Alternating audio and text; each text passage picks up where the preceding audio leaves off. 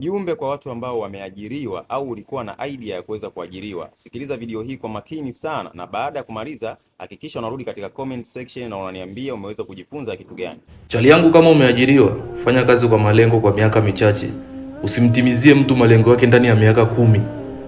Jitahidi na wewe utimize malengo yako humo ndani ya malengo yake.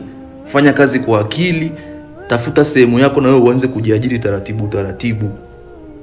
Kwa sababu kazi ya mtu, kazi ya serikali, kazi ya sehemu yote ile hainaga uhuru. Yaani una tofauti na mtu aliyeolewa, kwa sababu uwezi ukamiliki kitu cha thamani.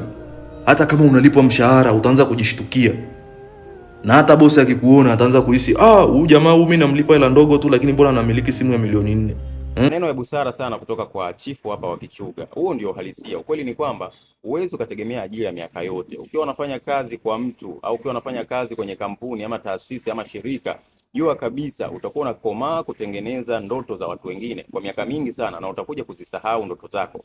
Kuna mtu ashaye kusema kwamba ajira ni utumwa na mshahara ni kama madawa ya kulevya ambao unakuwa unapewa ili uweze kusahau ndoto zako.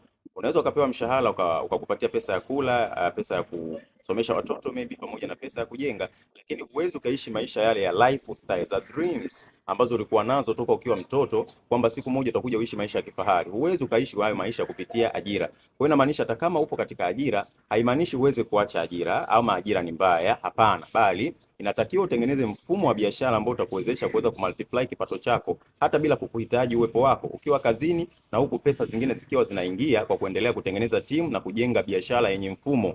By the way, nawasaidia watu ambao wapo katika ajira. Kama ni mtu ambaye unatamani kuweza kuongeza kipato chako, aidha biashara yako inakupatia faida ambayo haitoshi, au ajira yako inakupatia mshahara ambao hauwezi kukidhi mahitaji yako na familia, unaweza ukachukua namba yangu ya WhatsApp ambayo ni 0788897667. Nitafute WhatsApp niweze kukuelimisha mfumo wa biashara ambao utaweza kukuza kipato chako na kukufanya ukaishi maisha ya ndoto zako nje ya ajira.